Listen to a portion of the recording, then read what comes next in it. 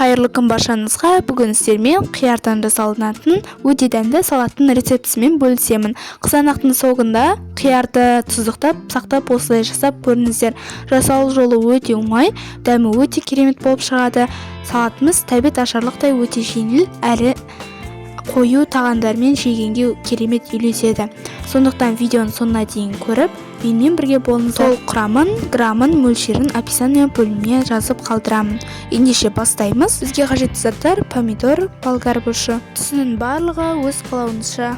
Осылардың барлығын мясорубкамен немесе блендермен өткізіп аламыз. Бұлардың барлығын бөлек-бөлек ыдысқа дайындаймыз.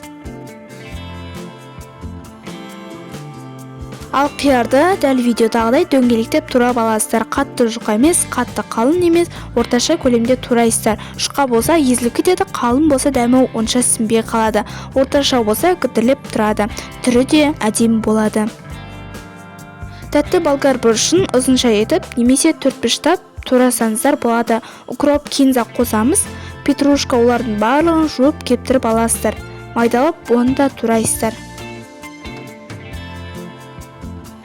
Қызанақты ет тартқыштан өткізіп алғаннан кейін оттың астын қосып газға қоямыз. Жақсылап қайнатамыз. Қайнағанын күтеміз. Қайнаған соң дәміне қарай тұзын, қантын қосамыз. Қанша қосуын төменде описание бөліміне қалдырамын. Жақсылап араластырамыз.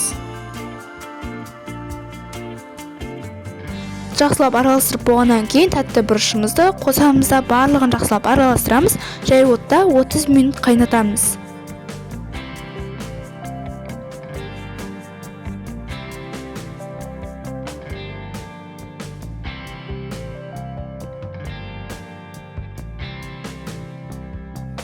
Минут қайнағаннан кейін қиярды саламыз. Барлығын жақсылап араластырамыз.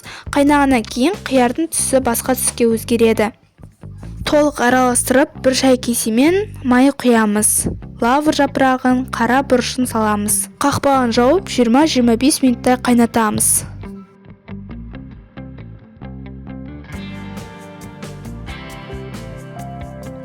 Уксус қосамыз. Ең соңында пісуге жақын қалғанда сарымсақ пен укроп, кинзаны қосып 2-3 минуттай қайнатамыз. Барлығын араластырып, стерилленген банкаға құйып, стерилленген крышкамен жабамыз. Банкілерді жылы көрпемен орап бір тәулікке қалдырсаңыздар болады. Бір тәуліктен соң банка қоятын бөлмеге қоя берсеңіздер болады.